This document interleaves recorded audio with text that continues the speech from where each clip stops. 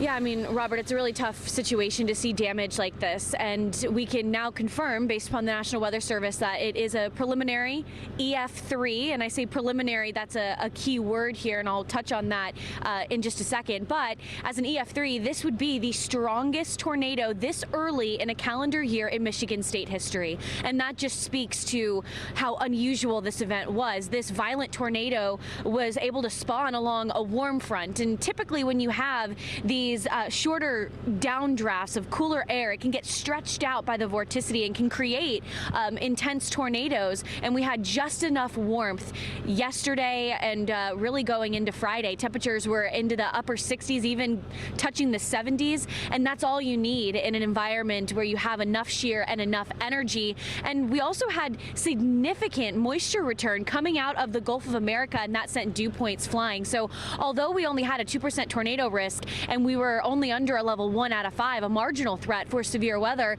in Union City, that just goes to show never count out Mother Nature and always stay weather aware. Now things are just starting to get a little bit open today. Now this is the first scene that we've been able to look down beyond this road.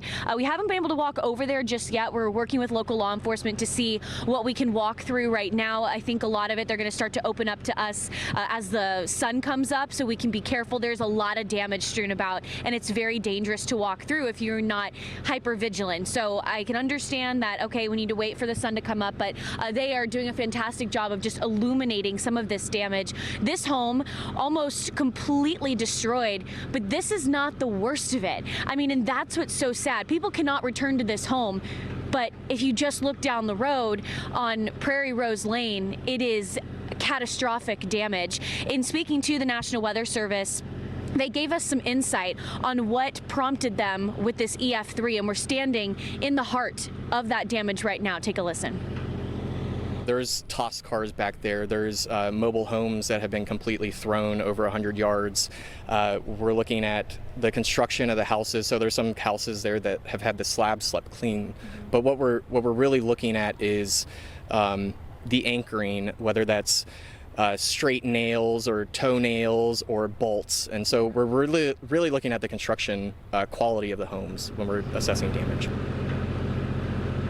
Yeah, and for those of you who are unfamiliar with how EF ratings, the Enhanced Fujita Scale ratings go, they look at damage indicators, degrees of damage, to then decide what wind speed would cause this level of damage. Right now, going with an EF-3 with max winds at 150 miles per hour, but there is word on the street they're actually looking at a home just down the road here. 1299, I believe, is the address, Prairie Rose Lane, and that is the spot where a home that is likely well constructed, that's what they're looking at deeper with engineers and also a group of meteorologists that aren't just from the Northern Indiana office, the office that covers Southern Michigan in this particular zone. They are using them at their disposal to help really dive deeper into this and make sure that it gets the proper rating that it deserves. If it does become an EF-4, this would be the strongest tornado in nearly half a century for Michigan, going all the way back to, I believe, 1977.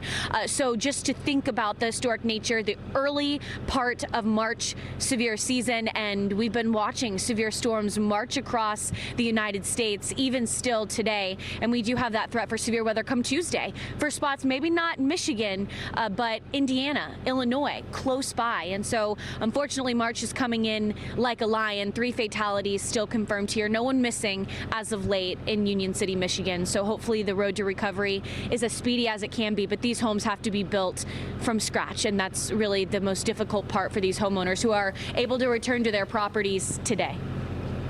Yeah, Haley, it's concerning when you look at the threat for severe weather that's back in the forecast for next week, and just heartbreaking to see all that damage out there. You've done some great reporting since yesterday, so we appreciate your coverage. That's Fox Weather's Haley Meier. We'll be checking back in with you later on.